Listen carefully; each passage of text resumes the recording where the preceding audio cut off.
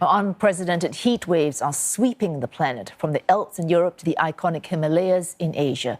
Snow-capped mountains are melting at an alarming rate, wreaking havoc across several countries, including Pakistan, where devastating floods have killed more than 1,200 people. So how did the situation get this bad? Yeah, it's a good question, Wei Su, and the answer comes from this. To begin, Pakistan's immediate neighborhood contains three major mountain ranges. They are the Himalayas, the Karakoram, and the Hindu Kush. Now, together, the mountains are home to some 55,000 glaciers. More than 7,000 are in Pakistan itself. Now, that area is also home to three key river systems, if that's not enough: the Indus, Wesu, Ganges, and Brahmaputra. Now, in the normal summer melt, thousands of high-altitude lakes become easily prone to overflowing. Now, but the current situation is far from normal. Experts say global warming is accelerating the loss of Himalayan glaciers at a rate faster than was previously expected. Now, that's in part due to the warming Arabian Sea, as well as the weather warping effects of La Nina. Now, in a situation, officials in Pakistan are calling it a climate catastrophe. Joe, you're right, but that is not deterring the nation's rescue efforts. Another 2,000 people have been rescued by the armed forces after being stranded by rising floodwaters. Officials say the floods have killed more than 1,200, including more than 400 children. That number expected to rise as more rains and flash flooding are expected this month. The economic cost is also mounting. Now, the country's finance minister estimates the flood damage to be worth more than $10 billion already. That's very significant. It is equivalent, to nearly 3% of the country's GDP last year. The nation has secured a $1.2 billion loan from the IMF earlier this week to avert an imminent default. But for the countless displaced by the floods, many are already complaining that the government is simply not doing enough. हुकूमत हमारे को नेड़े भी नहीं आने देती है, हमारे से लड़ती है, राशन भी नहीं देती है। राशन मांगते हैं तो हमारे को कहती है ये आप लोग काम नहीं करते हो, ये नहीं करते हो। हम हमारे घर डूब गए हैं पानी में, हम क्या करें? मौलवी की मेहरबानी है, हुकूमत की मेहरबानी, सरदारों की मेहरबानी, जरी मेहरबानी थी वे हुकूमत की तरफों मिला।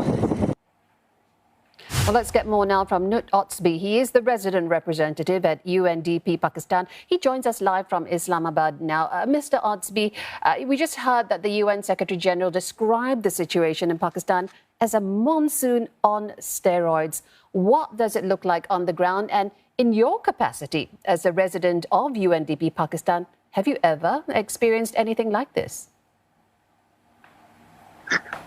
Thank you very much.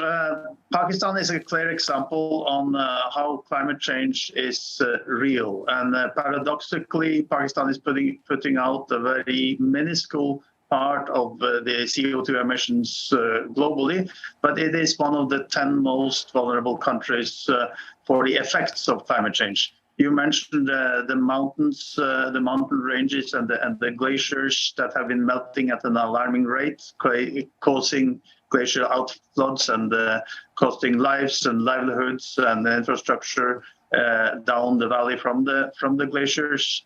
But the most immediate issue now, of course, is the monsoon floods. They are unprecedented. It's the harshest monsoon in decades. It also has cost more lives and damage because it reaches further north than some previous monsoons have reached. This is clearly an effect of climate change. This change in the pattern of the monsoon and how it can cause more damage. The government estimates that around 33 million people have been impacted. You mentioned 1,200 people killed, 6,000 people injured, about 1 million houses damaged. Yes. There has been flooding over large areas, and significant areas are still underwater. And to top that up, there is weather forecast for a new wave of monsoon coming. Absolutely, and I wanted to ask you about that because the impact is wider than previously. What are you finding are people requiring in terms of aid? What's most urgent, and are you getting enough of it? The government is providing assistance, rescue, tents, food, water, etc. It's reaching many people, but many people have not been reached. There is a UN appeal for emergency life-saving assistance that was launched this week for $160 million. And the response to this is critical to be able to reach people who will need shelter, who will need food, and also eventually restoration of livelihoods, health, education services. Mr. Ostby, if I could cut in here, pardon me, you are saying the UN is asking for $160 million and they need this money. But Pakistan itself has said, the finance ministry, they need $10 billion to patch up the damage that has occurred because of this flooding. $10 billion, $160 million. It's a very, very large gap there. Yes, this is a point I would very much like to reinforce, is that this $160 million is just supplementing government rescue operations and life-saving activities. But clearly, many people have lost everything. Houses, livelihoods, crops have been damaged. The floods will last into the next planting season. And to rebuild, to reconstruct, to recover, to put people back into their lives is a whole other dimension of costs. And that is where this $10 billion estimate from the government comes from. We will work with government to further refine that, to make proposals for recovery and reconstruction plans. And these are also urgently needed. Life-saving assistance first, but we need to very quickly come with recovery and reconstruction support immediately following that, and that is a whole other dimension of costs. All right, Mr. Ostby, in fact, the last time Pakistan saw flooding like this was in 2010, where about 2,000 people lost their lives. Now, that's 12 years ago, and you could say the country has had time to know that these things can happen. Now, you were only resident representative from January last year, so, but in this time, if you look back at the years before you were representative, do you see Pakistan putting in the kind of effort that's needed to address these kinds of disasters that can happen and are made worse by the current climate crisis? Yeah, the global climate change situation makes some of these climate impacts almost impossible to protect against. But of course, many things can be done.